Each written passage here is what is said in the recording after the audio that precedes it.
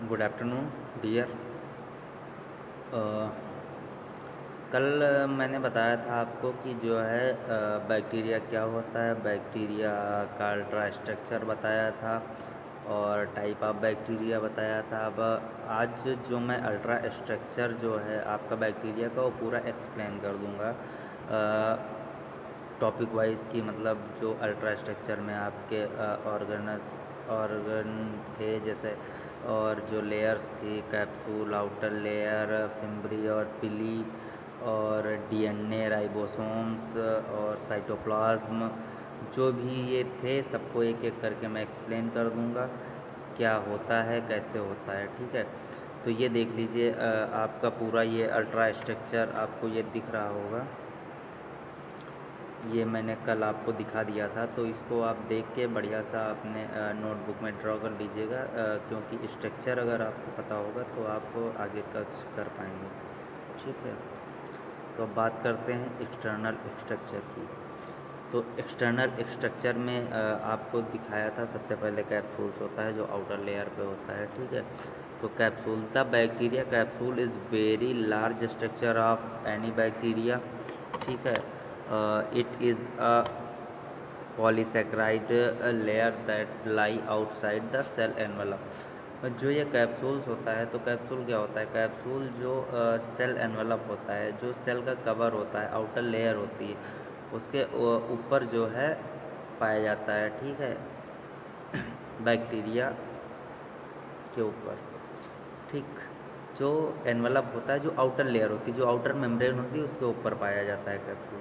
ठीक है, और इसका फंक्शन क्या क्या होता है, आप फंक्शन देख लीजिए।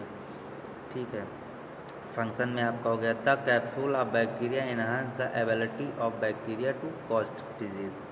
तो जो फंक्शन है आपका, जो कैप्सूल का फंक्शन है, उसमें क्या होता है, जो कैप्सूल होता है वो बैक्टीरिया की एबिलिटी को इन्हेंस करता है, मतलब बढ़ा देता है। ठीक है, किस लिए? डिजीज़ कॉज करने के लिए। ये जो कैप्सूल होता है वो बैक्टीरिया की एबिलिटी को इन्हेंस कर देता है, बढ़ा देता है। ठीक है, दूसरा पॉइंट है it provide protection from external environment. ठीक है, ये जो है कैप्सूल जो है क्या प्रोवाइड कराता है? प्रोटेक्शन प्रोवाइड कराता है, रक्षा करता है एक्सटर्नली इन्वायरमेंट से, जो बाहरी इन्वायरमेंट होता है उससे।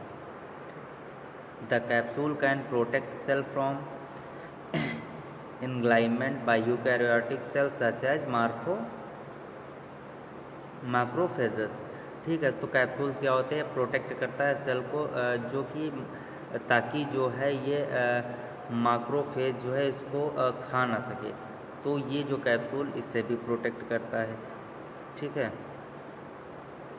अब दूसरा आते हैं फ्लैजिला।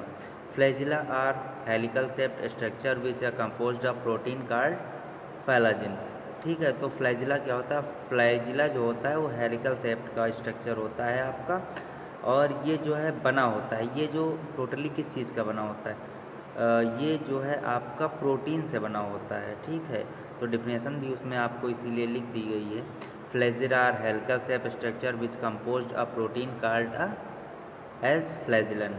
ठीक है, तो फ्लैजिला आर हेलिकल शेप, यह फ्लैजिला जो होता है वो हेलिकल शेप स्ट्रक्चर होता है with a composed of protein. ये जो है बनना होता है प्रोटीन का, और इसको क्या बोलते हैं? फ्लैजिलन भी बोलते हैं। ठीक है, प्रोटीन को।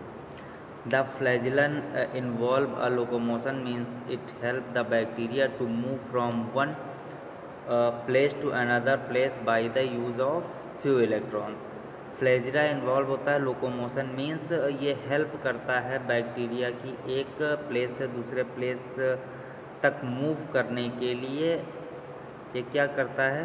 By the use of few electrons, कुछ इलेक्ट्रॉन्स को यूज़ करके ये बैक्टीरिया को मूव करने का काम करता है। ठीक है, फिर आप ये फ्लैजिला का स्ट्रक्चर देख लीजिए, आपको दिख रहा होगा फ्लैजिला का स्ट्रक्चर, पूरा अल्ट्रा स्ट्रक्चर आपका है। इसमें आपकी देख लीजिए सबसे ऊपर मैंने बनाया हुआ है प्लाज्मा मेम्ब्रेन है आपका। प्लाज्मा मेम्ब्रेन के बाद फिलामेंट आपका दिया हुआ है, फिलामेंट हुक से अटैच है, हुक दिया हुआ है। फिर नीचे आपकी बेसल बॉडी है और कैप्सूल है। ठीक है, और नीचे आपकी मैंने दिखाया हुआ है कि सेल वॉल कहाँ पे है। ठीक है, तो ये सारा स्ट्रक्चर तैयार कर लीजिएगा। ये तो हो गया आपका अल्ट्रा स्ट्रक्चर ऑफ फ्लैजिला का। ठीक है, अब बात करते हैं कि ये किन पार्टों से मिलकर बना होता है। तो आपने स्ट्रक्चर में देख ही लिया है कि बेसल बॉडी होता है, हुक होता है, फिलामेंट होता है, सेल मेम्ब्रेन होता है। तो इन्हीं सब चीज़ों से मिलके जो है आपका फ्लैजिला आपका बना होता है। तो देख लीजिए, इट कंसिस्ट ऑफ 3 पार्ट, ये 3 पार्ट से मिलकर बना होता है। और इसका पहला, दूसरा, तीसरा पार्ट देख लीजिए। बेसल बॉडी है पहला, और दूसरा है आपका हुक, तीसरा है फिलामेंट। तो बेसल बॉडी क्या होता है, flagellum attach with plasma membrane. तो जो फ्लैजिलम होता है वो अटैच होता है किसके साथ, प्लाज्मा मेम्ब्रेन के साथ। हुक, नंबर 2 हुक आपका। तो ये है thick regions of flagellum pass out throat cell wall. जो थिक रीजन फ्लैजिलम का होता है वो पास होता है, पास आउट होता है वो सेल वॉल से, आपका हुक जो है पास आउट होता है। फिलामेंट, फिलामेंट आपका क्या होता है, thinner and terminal part of flagellum. तो जो ये फिलामेंट होता है ये थिनर और टर्मिनल पार्ट होता है फ्लैजिलम का आपके। ठीक है, फिर आप टाइप ऑफ फ्लैजिला देख लीजिए। ठीक है, टाइप ऑफ फ्लैजिला आपका क्या हुआ, टाइप ऑफ फ्लैजिला में आपके 3 हैं। ठीक है, वैसे तो होते बहुत सारे हैं, लेकिन ये मैं 3 एक्सप्लेन किए दे रहा हूँ ताकि आपको आगे समझ में आ जाए। ठीक है, तो इसमें क्या है, मोंटो रिचकस, एक minute sorry,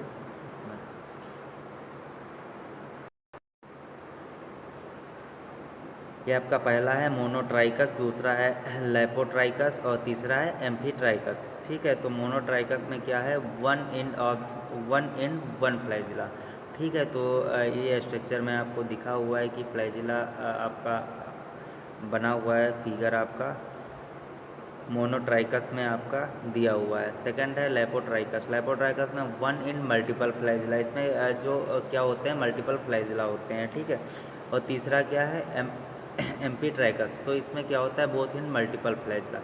both are multiple flagella means मतलब कि बहुत सारे मतलब इसमें होते हैं। आपको स्ट्रक्चर जो बना हुआ है वही देख के पता चल रहा होगा कि किसमें क्या डिफरेंस आपको नज़र आ रहा है। ठीक है,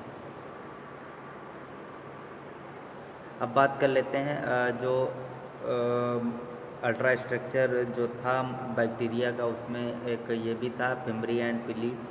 तो फिम्बरी एंड पिली क्या होता है, तो there are 2 types of hair appendage extra organ, they are present on the surface of bacteria.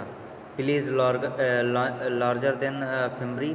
ठीक है, तो क्या होता है, there are 2 types of hair appendix extra organ, they are present on the surface of bacteria.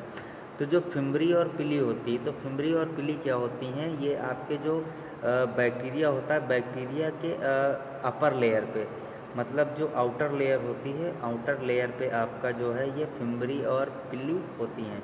ठीक है, पिली is larger than fimbriae. और दूसरी चीज़, जो फिम्बरी और पिली होती दोनों थोड़ा थोड़ा इसमें डिफरेंस होता है। पिली क्या होती है, लॉन्गर होती देन फिम्बरी के। ठीक है, जो पिली होती है वो बड़ी होती है और फिम्बरी जो है छोटी होती है। आपने स्ट्रक्चर में देखा होगा कि ऊपर जो है, मैं आपको दिखाई दे रहा हूँ, ये देखिए, जैसे कि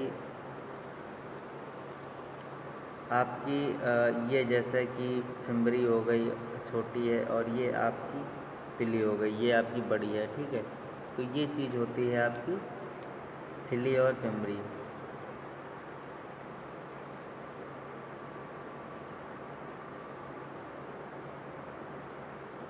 ठीक, the fimbriae contribute the bacteria ability to cause disease by binding on the surface of cell, also called as attachment pili। ठीक, फिर है they are about 0.3 to 2 micron in length. ठीक है, तो क्या होता है, जो फिम्बरी होती है वो contribute the bacteria ability to cause disease. ठीक, तो फिम्बरी क्या होती है, बैक्टीरिया की एबिलिटी को बढ़ा के जो है डिजीज़ को कॉज करती है। तो ये कैसे कॉज करती है, ये जो होती है अपने सेल से अनदर सेल, मतलब दूसरे सेल के आउटर सरफेस से बाइंड हो जाती है। बाइंड होने के बाद क्या करती है, ये डिजीज़ को कॉज करती है। ठीक है, एक सेल से दूसरे सेल पे अदर सेल पे जाके ये बाइंड होके फिर डिजीज़ को कॉज करती है और उसके सरफेस से बाइंड होके सेल के डिजीज़ को कॉज करती है। Cell also called as attachment pili, उसको क्या बोलते हैं, उसको अटैचमेंट पिली भी बोलते हैं। ठीक, they are about 0.3 to 2 micron in length. जो फिमरी और पिली होता है, इसकी जो अबाउट लेंथ होती है वो 0.3 to 2 माइक्रोन इन लेंथ होती है। ठीक है,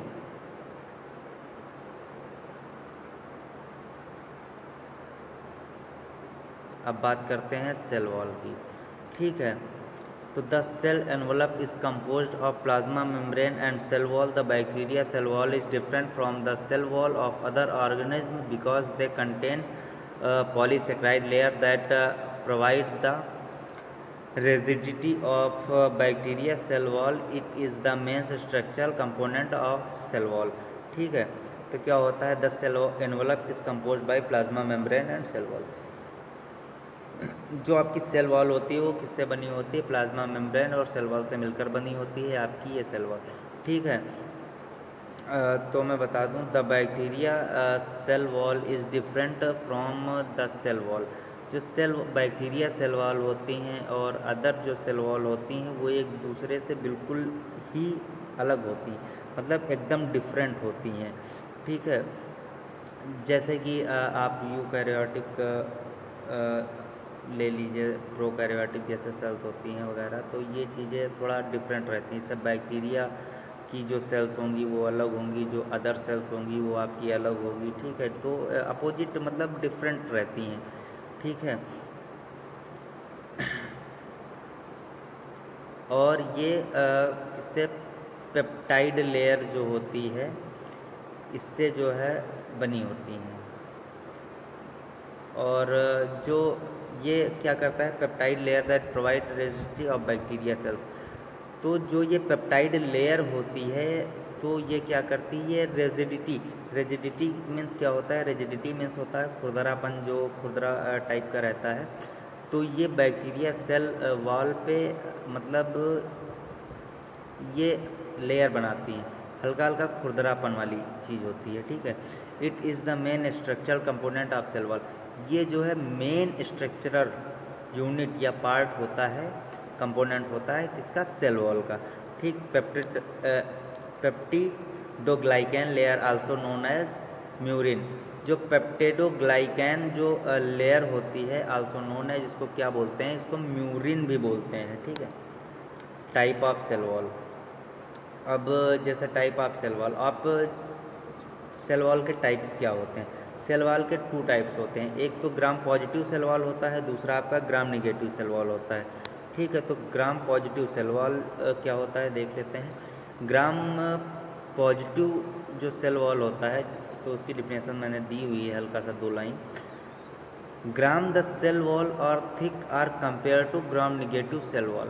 जो ग्राम पॉजिटिव सेल वॉल होती है वो बहुत थिक होती है as compare to gram negative cell wall के।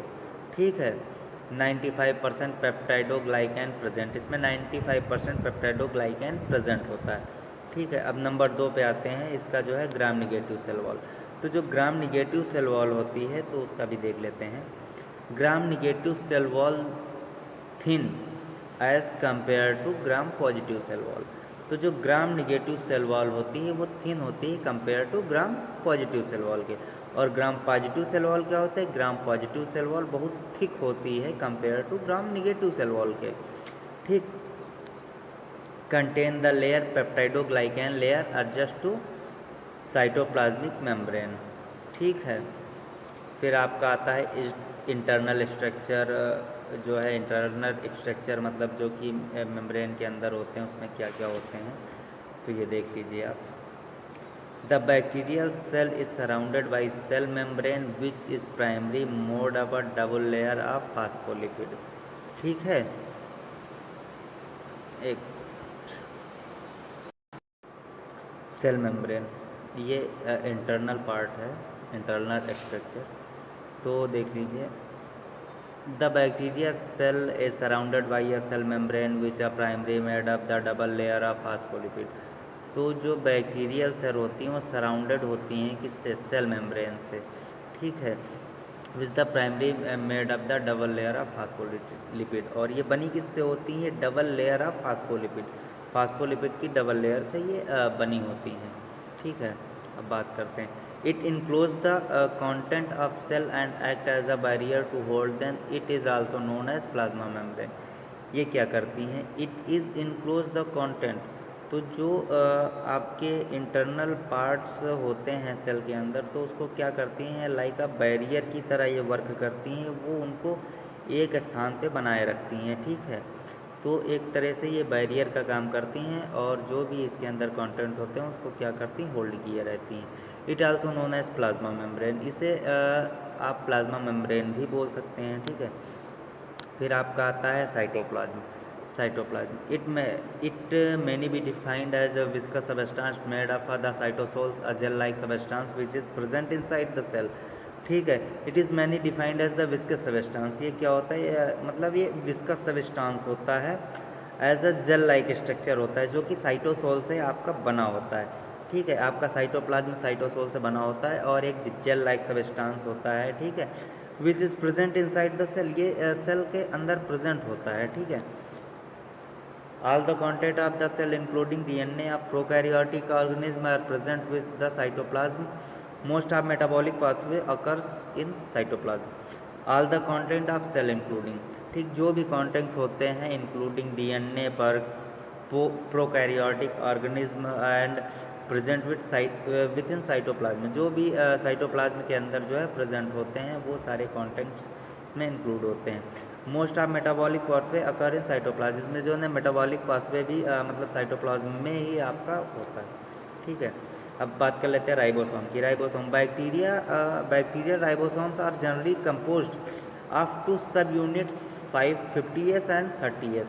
तो बैक्टीरिया राइबोसोम जनरली कंपोज्ड, जो ये बैक्टीरिया होते हैं राइबोसोम्स, तो ये जनरली कंपोज होते हैं किससे, 2 सब यूनिट से, 2 सब यूनिट से होते हैं और 50S और 30S से, ठीक है।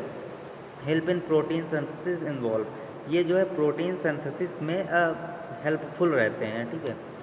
अब लास्ट है, during protein synthesis both submit combine and start the process. During जब प्रोटीन सिंथेसिस होती है या हम प्रोटीन सिंथेसिस होने लगती है तो क्या करते हैं, ये जो दोनों सब यूनिट्स हैं ये कंबाइंड हो जाती हैं और प्रोसेस को स्टार्ट कर देती हैं।